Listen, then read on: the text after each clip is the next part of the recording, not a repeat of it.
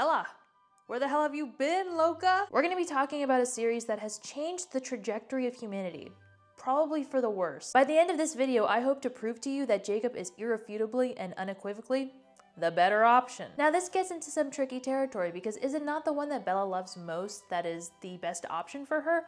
Well, duh, that's a cop-out answer. That's not really what we're arguing here. If that was what we were arguing, there would be no argument. The answer would unfortunately be Edward. No, what I'm saying is, hypothetically speaking, if Bella's love for Edward and Jacob were equal, both in strength and type, who would objectively be the better option? My vote goes to Jacob. And it's not because I have a pattern of rallying around second choice characters. Exhibit A, my Pookie Pita.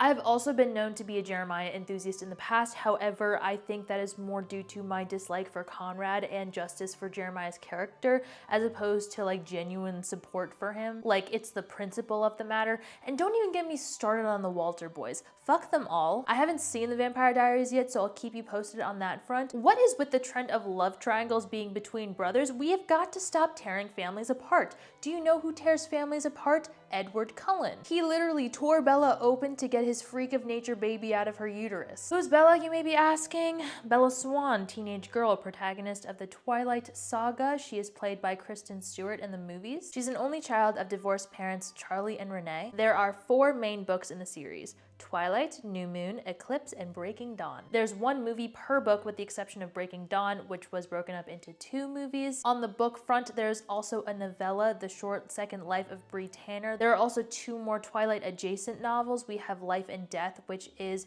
a gender swapped version of Twilight. And we also have Midnight Sun, which is the first book of the series, Twilight, from Edward's perspective. The story begins when Bella moves from Phoenix, Arizona to Forks, Washington to live with her dad, Charlie, who's the chief of police of the town. Her mom, Renee, is moving in with her boyfriend, Phil, who's a minor league baseball player. Y'all don't even understand. When Bella arrives in this town, she's the shit. Every guy within a 13-mile radius wants to be with her. The girls either love her or are jealous of her. So the movies and books are pretty similar plot-wise and character-wise. Obviously, there are certain subtle changes and differences that affect the vibes substantially, but as a whole, I'd say they are pretty damn similar. But for instance, Bella's friend group in the movies, there were a lot of characters that were kind of like smushed together, mixed and matched around. We've got my boy Eric. He's kind of the nerdy one of the group. He is played by Justin Chon, who also played a character in the TV series The 100. You might be familiar with him. His character is a mix of characters. He also starts dating in the movies this girl named Angela. In the books, Eric was supposed to be dating this girl named Katie. Angela is like the quieter girl of the group, whereas Jessica is more of the chatty, you know, girly one of the group, outgoing. So basically, to reiterate, there's supposed to be a character named Katie who is not in the movies. There's also supposed to be a character named Ben who is not in the movies. They were both, however, in the books. Jessica is the one who's more so jealous of Bella. She's played by Anna Kendrick. Lastly, we have Mike, who's more of the popular jock type. Eric and Mike are interested in Bella immediately, of course. Then come lunchtime, after Bella is introduced to all of these people who will soon be her new friend group, she is introduced to the Cullens, the 5 very pale but very gorgeous students that sit at their own lunch table. Everyone around them gawks at them. We have Rosalie, Emmett, Alice, Jasper, and Edward. But before we get to Edward, I would love to tell you about the sponsor of today's video. Thank you so much to Layla for sponsoring today's video. Layla represents the pinnacle of luxury in the sexual wellness industry. They use state-of-the-art technology so you can experience new heights of pleasure like never before. Take, for example, my friend, the best-selling Enigma Double Sonic. It has a sleek, premium design that comes in 2 stylish colorways. Now, it is especially designed to target the A spot. Before the Enigma, I didn't even know that was a spot you could stimulate. But I think that's the great thing about it. You get to learn more about yourself and your body by accessing those hard to reach locations using its unique sonic tip and insertable tail. You can even connect it to an app. That's right, vibrators have gone Bluetooth. Technology never ceases to amaze me. By doing so, you can further customize your experience, like only using 1 motor, although you have the option of using 2, double the fun, double the pleasure. And it also unlocks 2 additional modes of vibration. Laylo is starting Black Friday early this year with tons of deals available for everyone starting October 31st. first. However, y'all are special, which is why you're getting exclusive access. If you use my code AmandaLalo10, you'll unlock an additional 10% off. Hurry down to my link below because products like the Enigma Double Sonic are discounted for the first time ever, so you definitely don't want to miss out. Thank you so much again to Lalo for sponsoring today's video. Now let's get back to it. So Edward is played by my Pookie Robert Pattinson in the movies, and actually as time went on you could see Robert getting more and more fed up with the Twilight series as a whole probably, but I imagine he was especially fed up by playing Edward because who wouldn't be fed up with that stupid bitch? So in terms of the coupling, Rosalie and Emmett are together, Alice and Jasper are together. Rosalie was actually supposed to be with Edward, that's why Carlisle turned Rosalie into a vampire, but that didn't end up working out. Apparently Edward was pursued many a time, he never had interest until he has, you know, this now obsession with Bella, but we'll get to that later. Carlisle is married to Esme, they have a little relationship, they're a pairing, so basically Edward is the seventh wheel of the family. So they all live together as the Cullen family, but they're not actually biologically related to one another, they're sort of a found family situation. Spoiler alert, the Cullens are vampires, so now we need to get into the lore of vampires in the Twilight universe. It isn't stated explicitly how the first vampire came to be. Characters in the books like Carlisle and Edward threw out certain theories like they evolved such as humans or they were created by, you know, the same god that created the universe, but ultimately, we're kind of left hanging in terms of the official explanation of how the first vampire came to be. Does it really matter? No, not really. Subsequent vampires are created when an already existing vampire bites a living human. Supposedly, vampires aren't created too often because a vampire's main cravings are for human blood. Thus, if a vampire is biting and feeding on a human, that human will die as opposed to turning into a vampire. Like a goddamn vampire! However, a handful of vampires, the Cullens included, have decided to opt for a life without killing humans. They are able to feed on other animals instead, like lions, bears, lions and tigers and bears, oh my! I forget if they equate it to being like a vegan or a vegetarian, but essentially they abstain from drinking human blood, which is a pretty difficult thing to do, which is why not a lot of vampires do it. Vampires are immortal. The only way to kill a vampire is to dismember them and then burn their remains. They are characterized by being cold to the touch. They're also known as the cold ones in certain legends. They have red eyes if they drink human blood, gold eyes if they don't. At least that's how it works in the movie. I'm pretty sure that probably is also how it works in the books. I don't know, I have the movie on my mind, so I might get things mixed up because I did just watch the Twilight movies. They were glorious. So here's the thing. We started out friends. Here's the thing about the Twilight movies. Are they objectively bad? Probably, but at the same time, if a movie makes me want to watch it over and over again, didn't it do its job and thus make it a good movie? I'm just saying. Also, for whatever reason, when someone is turned into a vampire, they become insanely beautiful. Actually, when I was watching the Twilight movies, the people who were casted as vampires, like the person who played Alice, Carlisle, even Bella Swan, they have such like good features to be vampires. Whoever did the casting, that was a pretty good, you slayed. They have sparkly skin in the sunlight, they have really good heightened senses, sense of sight, smell, also they can run really fast, they have super strength. So like I said, the Cullens aren't actually a biologically related family. Carlisle is the head of the household, he was the first one to sort of start the clan. I believe the next person was Edward, and Carlisle was the one to turn Edward into a vampire. I believe Edward did not exactly consent to the matter. I believe Edward's mother begged Carlisle to do it because at the time, Edward was dying of the Spanish influenza, that pesky influenza. So currently, even though Edward is in the body of a 17-year-old, he is 104 years old as of the first Twilight book. Edward didn't abstain from drinking human blood right out the gate, but eventually he came around. He and Carlisle started to live out their lives free from the sins of killing humans, and Carlisle also turned Rosalie, Esme, and Emmett into vampires. Alice and Jasper were the ones who were already vampires before joining their group. They act as a family though, with Carlisle and Esme being the parents to their weird little group of children. They continue to move around the country because they can't age, and they have the financial means to do so because apparently, You know, lots of years in the stock market, I guess, compound interest. So now Bella's in biology class, and her lab partner is none other than Edward Cullen. And the first thing he does is act like a fucking creep, staring at her, not really communicating, acting low-key rude, like she's smelly. And then after class, Bella overhears that Edward wants to transfer out of there. So obviously, given the way that Edward was acting towards Bella, it's safe to assume that he wants to transfer because of her, and she was literally on the verge of tears because of this. So, can I just remind everybody that Edward's first impression, his first sort of interaction with Bella, was to make her sad and want to cry. He hurt her. And you know what? It only went down from there. Edward ends up skipping school for a bit, and Bella goes to inquire about the Cullen family to Charlie, and Charlie was like, oh yeah, they're cool. You know, I don't get why the town doesn't like them. He came out a little bit as a Cullen supporter. Oh, just you wait, Charlie. Just you wait. Edward comes back, unfortunately, and his demeanor did a complete 180. Now he's all sunshine and rainbows, all the while Bella continues to notice him staring at her. They have some flirty moments. There was one particular one where fans were upset was cut out of the movie. Bella, turns out she's very squeamish. She does not like to see blood. She faints at the sight, just like any sort of sign of it, which, you know, wasn't really a detail that was included in the later books and movies. It was kind of just forgotten about, sort of.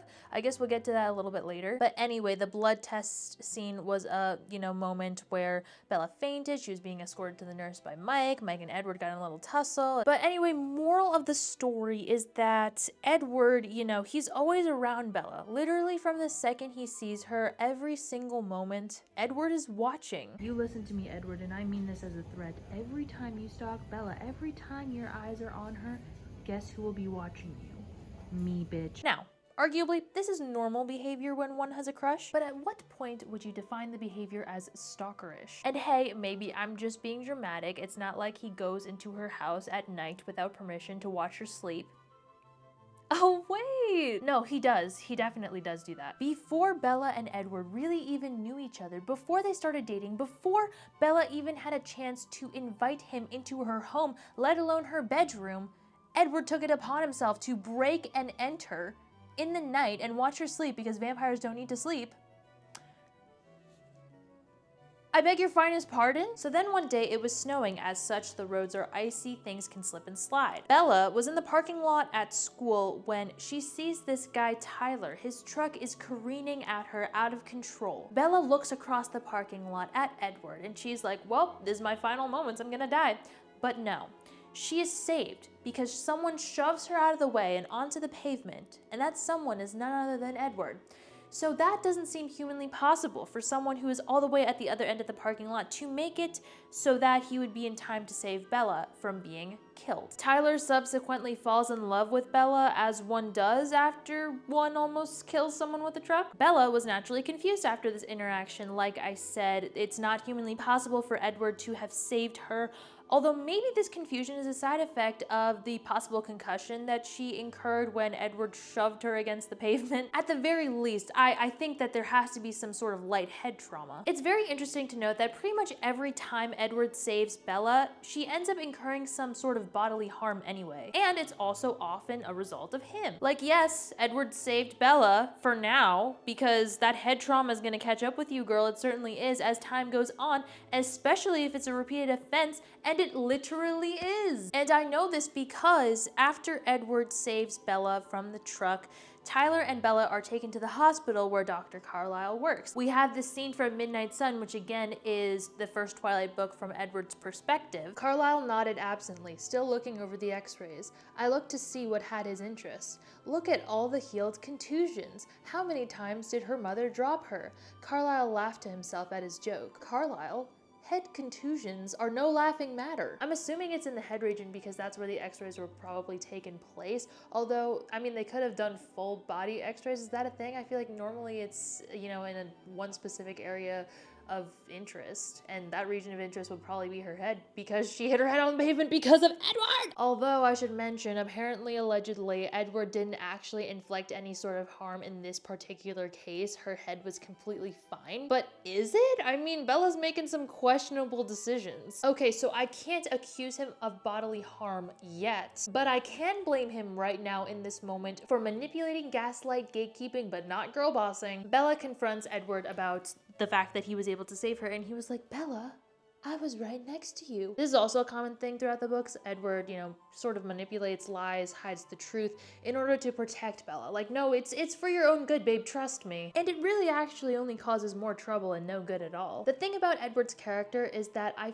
feel like people, young girls maybe, even the author, I don't know where she's coming from, I don't know where her head's at, but I feel like Edward's behavior is justified because he has good intentions. Even though he continues to hurt, himself, particularly Bella, other people, because he didn't mean to, it's fine. And that's not specific to Edward. I feel like we see that a lot in young adult romance. There are so many trials and tribulations, and yet the romance endures. Yes, he hurt her, but he didn't mean to. Edward continues to hurt Bella mentally, emotionally, physically. At what point do intentions not cut it anymore? So then Edward and Bella start hanging out more after he said that he's a bad guy and that they shouldn't be friends. Well, in that case, Edward, maybe find a shred of self-control and leave her alone. And also, to you, Bella, what the fuck? He is literally warning you about himself and you continue to ignore it. And I know Edward isn't perfect despite, Bella thinking that he is. And we are seeing him through her perspective, the whole unreliable narrator thing. So is it right for me to solely put the blame on him for continuously putting Bella in compromising and oftentimes dangerous positions by just being around her? Yes. Mike decides to throw a beach party in La Push, and thank God Edward can't join. Why, you may ask? Because spoiler alert, this is wolf territory. Now apparently in Twilight there are actual werewolves and they're called Children of the Moon, and that is different from what like Jacob and the tribe are. The actual werewolves in Twilight are not really discussed. I feel like they're barely mentioned and they're not really relevant to the plot whatsoever. They are humans that only turn into their like savage werewolf form at night during a full moon. When they do so, they lose their human consciousness, so they're not the person that they were before they transformed. And also they can infect other people and make them into werewolves by biting them, which is essentially the same method of infection as vampires. The Native American tribe that Jacob is a part of can also turn into wolves, but they do so at will, and thus they're actually called shapeshifters. Basically, in order to protect the tribe from the cold ones, aka the vampires, these people developed the ability to turn into wolves at will, although sometimes it does happen against their will when they're angry, but they still have their human minds when they transform, and when they're a member of the pack, they can hear each other's thoughts in wolf form. They also have to obey the will and orders of the alpha. I should also note that these are not regular wolves either. They're ginormous, beefy bitches. They can run really fast. They have really good, sense of smell, hearing. Their bodies also have the ability to heal itself really fast. So anyway, at this beach party, Bella and Jacob get to talking, and Jacob is the son of Charlie's best friend,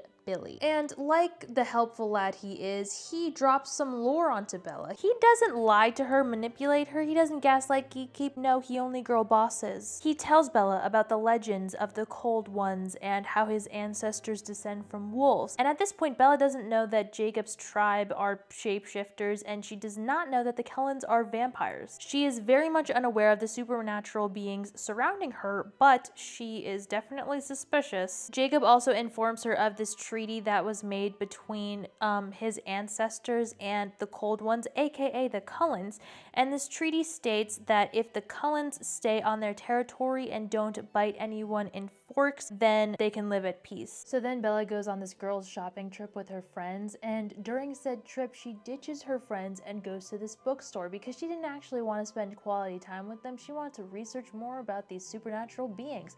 But while she was on her little solo journey, she was stopped and harassed by these men, but she was saved by none other than Edward Cullen.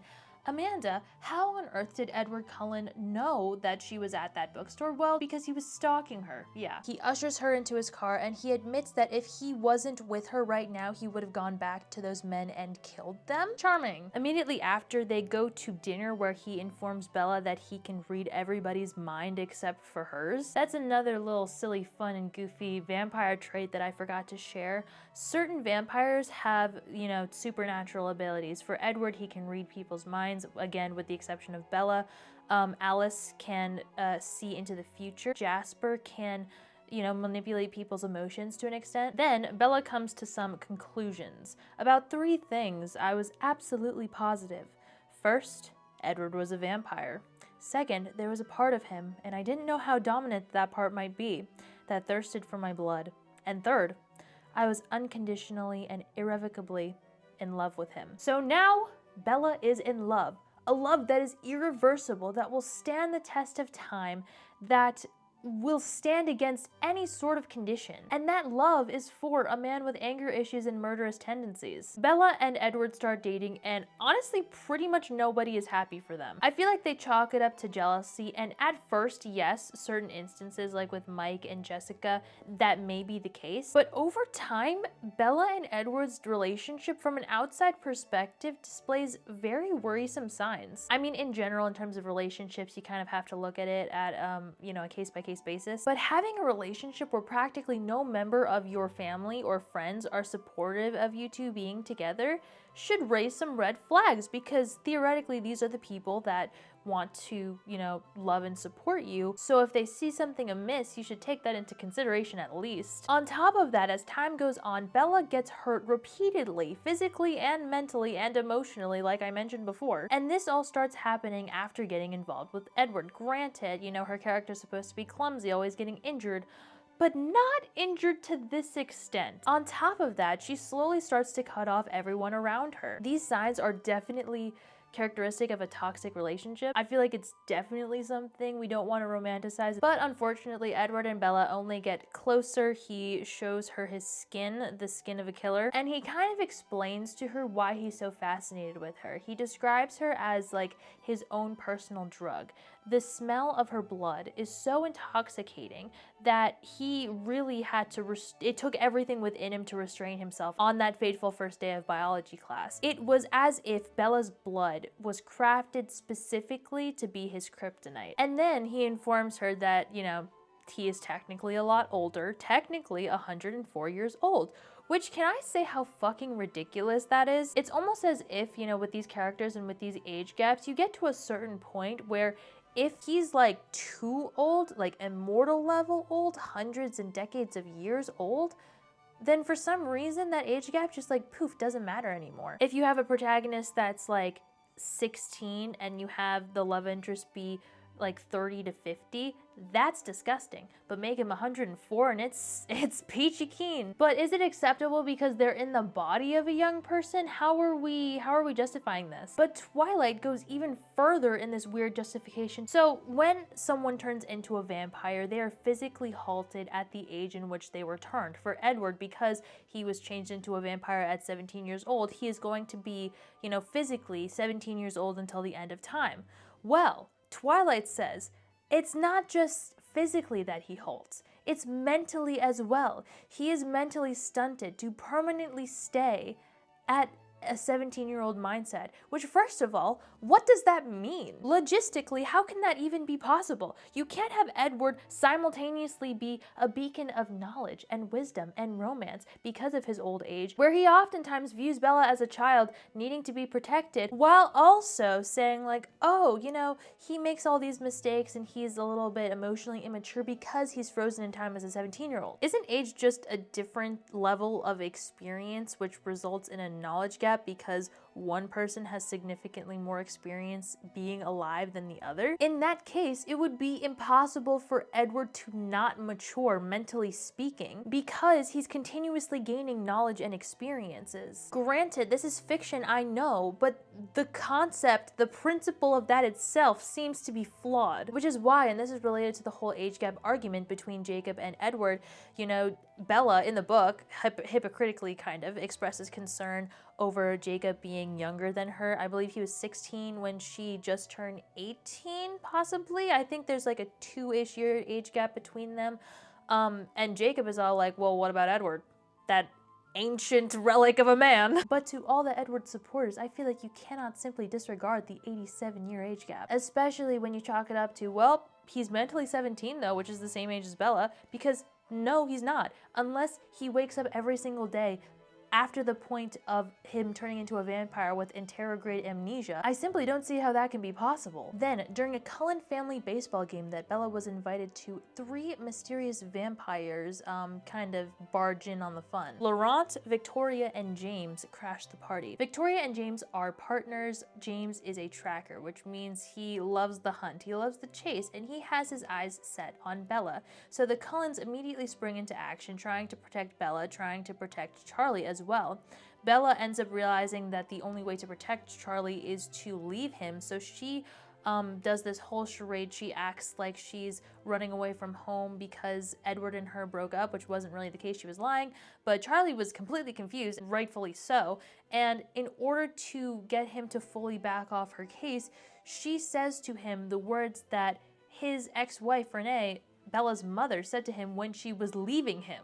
Is that not crazy? Eventually, during this wild goose chase, Bella slips away from the protection of the Cullens because she received a phone call from James, and she mistakenly thought that he had her mother captive, he had her hostage, but he was really tricking her. And so basically, Bella ended up in a situation where she was alone with James, and he started smashing her into the walls, breaking her legs, and she was all battered and bruised and broken when Edward came in to save the day as per usual. Edward kills James. He then has to suck the poison, the venom, out of her arm because that's where James bit her.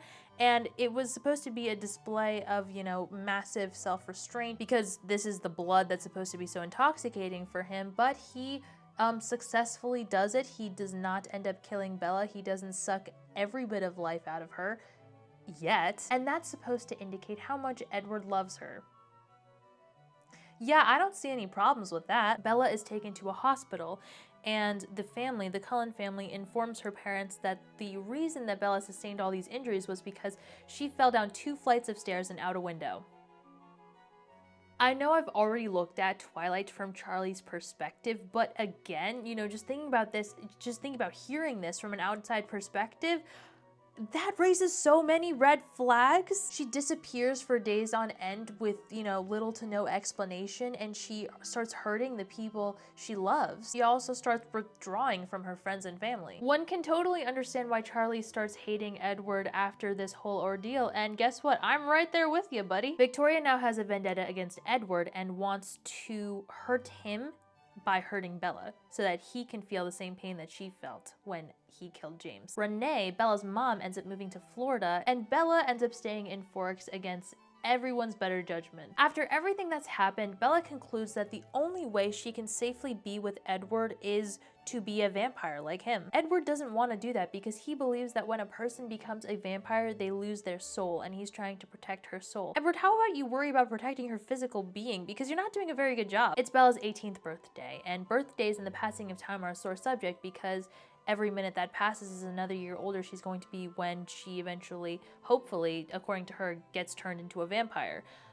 She wouldn't want the ages to be an awkward situation of an age gap, you know, if she's frozen in time as, you know, a 20-year-old and Edward's 17 or something like that, which I think we're worrying about the wrong age gap. Alice throws Bella a birthday party at the Cullen house, and Bella ends up accidentally cutting herself on some wrapping paper, and she wasn't really all that disturbed by the blood on her finger, which is weird because she fainted at the, you know, sight of blood in book 1, so that's why people are saying that that plot point or that characteristic of hers was kind of just thrown out the window. So Bella's aversion to blood, low-key forgotten. To protect Bella from Jasper, who is the youngest out of all of the Cullen vampires, and he is the least able to restrain himself from attacking, you know, other humans for their blood, Edward pushes her out of the way into a glass table, causing multiple cuts along various parts of her body. Again, Edward has good intentions, but in the process of doing what he thinks is right for her, he ends up hurting her further. After this, Edward takes Bella into the woods and breaks up with her. Again, this is to protect her from the harm he both indirectly and directly inflicts, except at this point, the unconditional, irrevocable love is already in place, so putting more distance between them is going to do basically no good and almost all harm. Bella falls into a major depressive episode, and this really worries everybody around her, particularly Charlie. He wants her to go see a therapist. He doesn't know what to do. He is literally at his wit's end. And then Bella comes to this lovely realization that whenever she puts herself in dangerous situations, a hallucination of Edward and his voice comes to her, telling her to stop. And so what does she do? Start putting herself in dangerous situations. Edward, the damage you managed to inflict on this girl is incredible. You didn't even have to be physically present, my guy. Anyways, Bella starts to hang out with Jacob, which is a great move in my opinion. And actually, at first, it's only because pretty much she needed to get something from him. He's a pretty good mechanic, and she wanted to fix up this motorcycle so she could go almost kill herself trying to see her hallucination of Edward. But as they start hanging out, she realizes how much she likes Jacob as a person. And who wouldn't? Bella describes Jacob as the sun. He is just radiating goodness. Charlie becomes an avid Jacob and Bella shipper. So I feel like the movie portrayal and the book portrayals of Jacob's advances towards Bella are slightly different, because in the movies they make it more obvious where Jacob stands in Bella's eyes. I feel like Bella verbalizes her feelings a little bit more, which makes Jacob's advances much more questionable and wrong. Not that they aren't wrong in, general, because they are, especially if, he's making physical advances, which I'm definitely not justifying. But I will say in the books, I understand more so where Jacob's confusion is coming from in terms of Bella's feelings towards him. Now, as we're reading the Twilight books, for the most part, it is totally in Bella's perspective. And as such, we're aware that Bella never really wavers from her love for Edward. Like, Jacob was never really ever in the running in her eyes. However, Jacob can't read her mind. She has called him beautiful. She says yes to being his Valentine. She says she likes him, likes being near him, likes his touch. She also doesn't correct his friends when they refer to her as his girlfriend. So that does seem to lead to the conclusion that she likes him. But again, she does also express verbally multiple times that she doesn't see him in that way necessarily, and that she still likes Edward. Her actions and words seem contradictory in his eyes, probably. Although again, with that being said, I do not like a man who does not know how to take no for an answer. Bella almost gets eaten by Laurent, but a giant pack of wolves saves her and kills him. This is the first time that Bella is exposed to these wolves, so she is spooked. Jacob ends up disappearing suddenly, and Bella was told that he has mono. But no, when she goes to see him, he is out and about, seemed to have a major glow up, very tall, muscular. He's saying that she needs to stay away from him because he's not good anymore. Now, this is kind of reminiscent of something that Edward said earlier that I ragged on. However, let me tell you how these situations are different. Bella thinks that Jacob has been abducted into this gang run by Sam Yulee, a gang that Jacob has previously talked smack about before, and now suddenly he's like all in favor of them. This is an extremely recent change. Edward has known he's a vampire for 80-something years. When he stumbles across Bella, he is immediately aware from the second his eyes lock onto her, from the second he sniffs her blood, that he is a massive danger to her. And yet, he sticks around anyway, because he just can't help himself. Jacob has just went through an involuntary physiological process that is low-key caused by the presence of vampires. So in a roundabout way, this is kind of Edward's fault. But also, in Edward's defense, he didn't have a say in choosing to be a vampire, but at least he knew the risks prior to his relationship with Bella, unlike Jacob. Jacob can't tell Bella what happened directly because that would go against Sam's alpha orders, so he reminds her of the conversation that they had on the beach in La Push, book 1, and thankfully, Bella remembers, connects the dots, and is like, oh my gosh, you're wolves. So then we get into the Romeo and Juliet arc. Bella puts herself in danger yet again by going cliff jumping, and Jacob barely manages to save her before she dies. When Bella goes home, Alice is there because she saw Bella jump off a cliff in her vision, so she thought Bella was dead. No, she is not in fact dead because Jacob saved her, but Alice didn't see Jacob saving her because werewolves interfere with her ability to see the future. It's some sort of natural defense mechanism against vampires because they are enemies. Enemies to lovers? Edward and Jacob?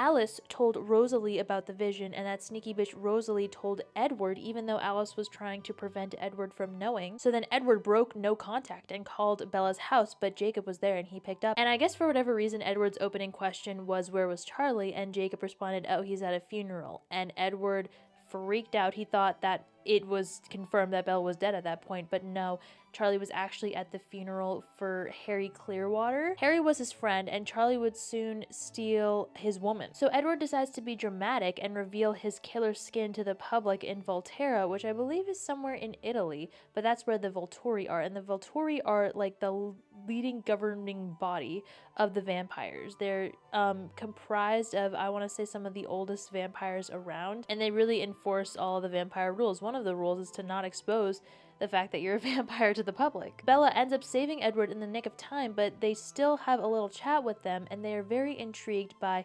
Alice's powers, Edward's powers, but they already knew that, but they are particularly intrigued with Bella and her ability to not be affected by any of the vampire's special abilities. So they basically give Bella two options: either die because you know too much, or be turned into a vampire, and Bella gladly chooses the latter. All of the Cullens want Bella to be changed except for Edward and Rosalie. Edward because of the whole soul thing, and Rosalie because she never wanted to be a vampire in the first place, so she finds it low-key insulting that Bella is jumping with joy now that she is presented with the opportunity to be turned into a vampire. Rosalie particularly wanted to be, you know, wife, mother, and as a vampire you can't have kids, so she's trying to advocate for like her younger self in a way. Edward eventually concedes and agrees to change Bella into a vampire himself after Bella graduates from high school and after she marries Edward. Jacob finds out about this and is outraged, naturally so. He just underwent an unnatural involuntary change. And now, as a result of hanging around Edward and the Cullen family, Bella, regardless of whether she wanted to or not, she was only given the options of dying or being turned into a vampire. And for Jacob, in his eyes, that essentially meant the same thing. Am I going to blame Edward for, you know, everything that happened up until this point that would lead Bella to be forced with these two options? Yeah. Jacob then reminds everybody that Edward turning Bella into a vampire would be a violation of the treaty. And so if Bella does get turned into a vampire, the wolves and the vampires would be at war. Jacob and Bella stopped talking as a result of this, and one day when Bella wanted to go try and see him, Edward prevented her from doing so by disabling her truck. He was basically like, I am not allowing you to go see him. Controlling much? Bella is also now cutting off purposefully her friends and family. When she was in her depression, you know, that wasn't really something that she was trying to do. But now this is something that she's actually trying to do in preparation for turning into a vampire. She also really, really wants to do the deed with Edward, but he keeps holding back out of fear that he will hurt her in the process. Oh, Edward, you'll hurt her before, during, and after the process, trust me. When Edward realizes there is this mystery intruder vampire in Bella's room, he could sniff the scent. The wolves and the Cullens form a little, you know, truce temporarily in order to protect the swans. Unfortunately, this is the point where Jacob decides to declare his love for Bella. She responds by saying that she loves him, but she's not in love with him. He kisses her anyway, and she retaliates by punching him in the face. However, his jaw is so chiseled, so sharp, that when she does, she ends up breaking her hand. When the two of them return to Bella's house, Edward is pissed, but Charlie congratulates Jacob. Now we need to take a pause, because what the fuck? Charlie, we do not congratulate that sort of behavior. I feel like I'm a ride or die for Charlie, but with the exception of this particular scenario, it hurts me that Charlie did that, because I feel like that's one of the only things that I cannot defend him on. Jacob as well, you are the main perpetrator in this scenario. Why are you kissing people without consent? That is not good or okay in the slightest. Bella graduates from high school, and at the graduation party that Alice throws for, you know, everybody at the Cullen house, Jacob and the Cullens get together to discuss the newborn army that's been brewing in Seattle, and newborns refer to vampires like in the very early stages of their existence. This is when they're the strongest, and this is when they have the least, you know, willingness to resist their thirst for blood. So low-key, they just be going out on killing sprees. And like I said, the quantity and the concentration of newborns in this particular area seem to be created by someone. There seems to be a mastermind behind it, because this sort of scenario wouldn't occur, you know, naturally on its own. Someone seems to be creating an army of newborns. They realize later on that this army is created for Bella by Victoria. So the wolves and the vampires start training together to fight this army. Before the battle, Edward proposes to Bella and she says yes. Edward, Bella, and Seth, who is one of the wolves among the tribe, he's super slay, they were supposed to all stay out of the fight, but Jacob comes along too for a bit. They set up camp in the mountains, and then when Bella is half asleep, Edward and Jacob have a little chat. So, Jacob said, "At what point did you decide to play the very patient good guy?" "When I saw how much it was hurting her to make her choose," Edward said. "It's not usually this difficult to control. I can smother the less civilized feelings I may have for you fairly easily most of the time. Sometimes I think she sees through me, but I can't be sure." "I think you were just worried that if you really forced her to choose, she might not choose you," Jacob said. Edward didn't answer right away. "That was part of it," he finally admitted, "but only a small part. We all have our moments of doubt." Jacob says, "She thinks you're very unselfish." "Are you really? Can you consider the idea that I might be better for her than you are?" "I have considered it," Edward answered quietly. "In some ways, you would be better suited for her. Bella takes some looking after, and you're strong enough that you could protect her from herself and from everything that conspires against her."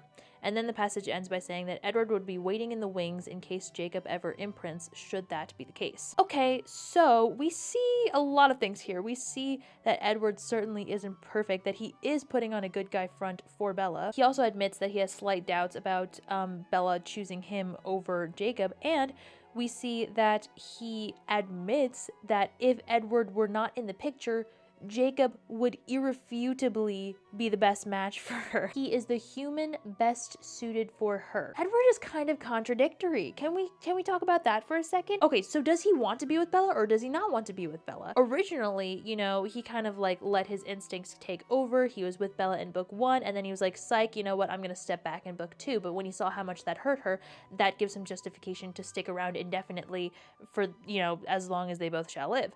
But here's the thing. He wants Bella to be with someone who won't hurt her, right? In theory, that should be Jacob.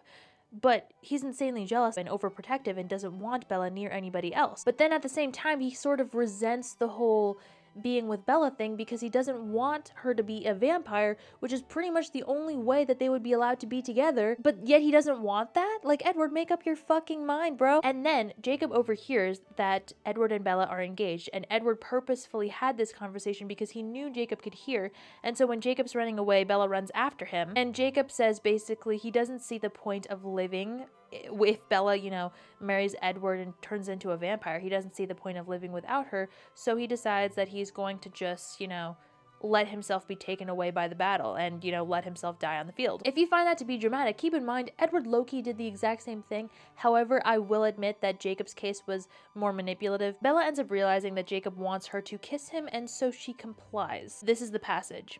"My brain disconnected from my body, and I was kissing him back. Against all reason, my lips were moving with his in strange, confusing ways they'd never moved before, because I didn't have to be careful with Jacob, and he certainly wasn't being careful with me. Why wasn't I stopping this? Worse than that, why couldn't I find in myself even the desire to want to stop? What did it mean that I didn't want him to stop? That my hands clung to his shoulders and liked that they were wide and strong? That his hands pulled me too tight against his body, and yet it was not tight enough for me? The questions were stupid because I knew the answer. I'd been lying to myself. Jacob was right. He'd been right all along. He was more than just my friend. That's why it was so impossible to tell him goodbye, because I was in love with him too. I loved him, much more than I should, and yet still nowhere near enough. I was in love with him, but it was not enough to change anything. It was only enough to hurt us both more, to hurt him worse than I ever had." I feel like there's a lot to unpack here. Because when Jacob was on his tirade, going on and on prior to this moment about how Bella loves him, she just won't admit it, and stuff along those lines, it really sounds unhinged. It really does not bode well for any sort of action that Jacob would take because, you know, in his mind it gives him justification for being overly pushy. And it also seems unwarranted because we know from Bella's perspective that she loves Edward first and foremost. In terms of Jacob, if he had to try so hard to convince Bella that she had feelings for him, you would think that if that were the case, he wouldn't have need to try so hard. However, it turns out that Jacob was right all along. Bella was in fact in love with him all this time, And essentially, if Edward wasn't in the picture, then they would be a perfect happy couple. It's a tricky thing, I guess, because obviously it doesn't justify Jacob's his physical advances, but in a sense, it justifies his feelings and the sentiments that he was spouting out before about how she loves him, but she won't admit it to herself. Certainly, I don't think that she purposefully led Jacob on by doing any of the things that she was doing. She also did explicitly tell him on multiple occasions that Edward was her number one bae. I know this is a bad argument because now we're talking in hypotheticals, but let's just say hypothetically that Jacob was the first option, her first choice. I really wonder how these very same characters would act, you know? We've seen Jacob face rejection. He does not handle it well. He's very pushy. We have not gotten to see how Edward handles rejection. Clearly, he is super overprotective, super controlling. He doesn't like to not get his way. So I do wonder what he would have been like in the face of rejection. I'm just saying. Edward and Seth together end up killing Victoria and her right-hand man. The battle is won against the newborn army. Jacob is badly injured though. And then Bella and Edward send everybody their, wedding invitations. Jacob runs away in anger and agony. And then Bella and Edward tie the knot on August 13th. The audacity of doing so, because that is literally my birthday eve. Disgusting. They go on their honeymoon in Rio. Let me take you to Rio, Rio. But la ego, la ya, la ya, la ya, la ya. They have sex on Esme's private island, despite Bella's body getting banged up and bruised in the process. In the books, I feel like they maybe did it 2 times, possibly 3. It begs the question, if vampires have no biological need to procreate, why does Edward have juices? Why would there be anything loaded up in the tank? But the reason I bring this up is because maybe they, did 2 or 3 rounds, but Bella was immediately impregnated, which is, impressive, probably even for humans, right? I mean, I'm not sure, maybe there's well, you know what, I don't even want to get into it, because technically, truly, it only takes 1. I guess they didn't use protection because of the reasons that I described, they didn't really know that it was possible, because low-key, vampire, human, they're like 2 different species. It should not be able to create a living being from these 2 different, things, but alas, it did. And it was growing inside of Bella at a very rapid pace. To show you the extremity of the timeline, she went from her first morning sickness and realization she's pregnant to giving birth to the baby in a matter of 2 or 3 weeks. Edward thinks it's an abomination at first because it's literally killing Bella. It's sucking the life out of her because it wants to feed on human blood. And in fact, Bella has to start drinking human blood to satisfy it, but it will never be satisfied. Edward eventually comes around to liking the baby when he could start hearing her thoughts. Bella wants to name this baby her daughter Renesmee, which would be like creating a ship name between the mothers Renee and Esme. Breaking Dawn is the longest book and it's broken up into 3 sections. The middle section is Jacob's POV, which starts out with the sentence, "Life sucks and then you die." So true, Pookie. Jacob hears that Bella came down with this mysterious sickness after the honeymoon, and so he immediately thought, oh god, they turned her into a vampire. So he went up to check on her and found out that she was in fact pregnant with this abomination baby. Edward pleads with Jacob to convince Bella to abort it, but then he comes up with a second solution. He's like, Jacob, man, I give you permission to impregnate my wife. Which is a crazy response to this situation, and Jacob actually proposes both ideas, which Bella swiftly rejects. Why make this messier than it already is? Rosalie is super protective of the baby because, it's like the baby she never got to have, but everyone else is a little bit creeped out by it. The wolves want to kill the baby at all costs, even if it costs Bella's life. Jacob obviously is against this, so he breaks away from the pack and becomes his own alpha. Seth ends up joining this new pack, and his sister Leia. Suddenly, the baby's coming. It breaks Bella's back. It breaks her pelvis. She's paralyzed from the waist down. Edward literally has to tear up her cooch in order to have the baby be birthed, because I think it was maybe bigger than normal. I don't know what was going on, but the birth was not a smooth sail. However, against all odds, the baby was successfully delivered. But then, it appears that Bella dies on the operating table. Edward works relentlessly to send his venom coursing through her veins, but it does not appear to be working. Jacob is also in the room throughout this entire birthing process, and I can only imagine the trauma he's enduring at this point. Because keep in mind, from Jacob's POV, right? He sees Bella go off with this vampire. He naturally has an aversion to vampires because they're the enemies of his people. Technically, I mean, the Cullens are an exception, but vampires on a whole are the enemy of humanity. Humanity is their prey. So not only does the girl he loves not love him back in the way that he needs her to, she constantly chooses his enemy. He constantly warns Bella about being with someone of his kind. And when his worst fears come to fruition, which is that he will hurt Bella, he will get her killed, turn her into a vampire. All of these things are literally coming to fruition right before his eyes, and he can do nothing about it. But you know what's crazy? The author made it so that literally Jacob has been always right from the get-go. Literally, he was right about Bella's feelings towards him. He was right about what would happen to Bella if she gets involved with Edward. So in a rage, Jacob goes out to kill the baby and ends up imprinting on it. So, what is imprinting, you may ask? Well, imprinting, first of all, imprinting is an involuntary mechanism of the wolves of the Kiliu tribe, however you pronounce it. Meaning, Jacob had no choice or say in the matter if he were to imprint or not on this baby. It was not his choice. It was not his fault, okay? It's the author's fault, first and foremost. Second of all, what is imprinting? The wolf in question who imprints on whoever, he or she will become whatever the imprintee needs them to be. Usually they end up forming some sort of romantic connection. It's a soulmate situation.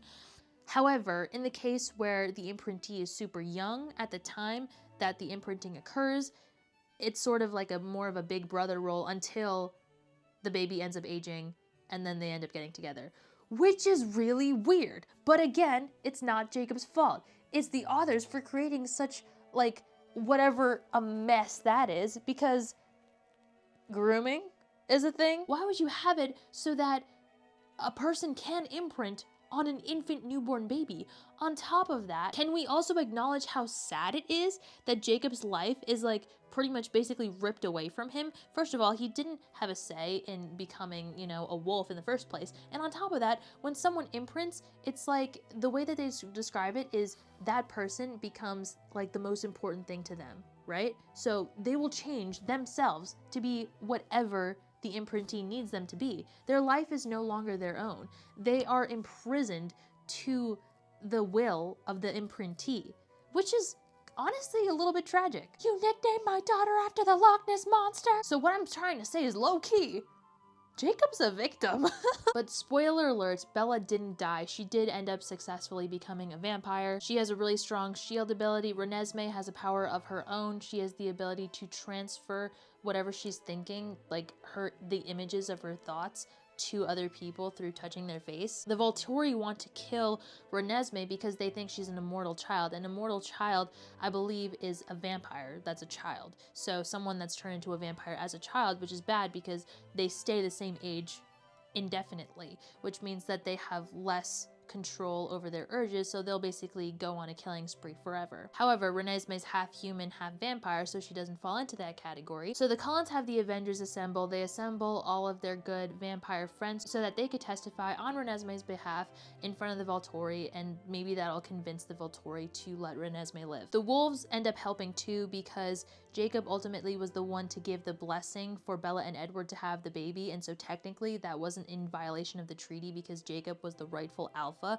On top of that, because Jacob imprinted on Renesmee, the wolves cannot hurt Renesmee because that's like their number one rule. They can't hurt an imprintee. Charlie is able to hang out with Bella and this creepy family because Jacob broke the secret. He came out as a wolf to Charlie. He showed him, his full thing.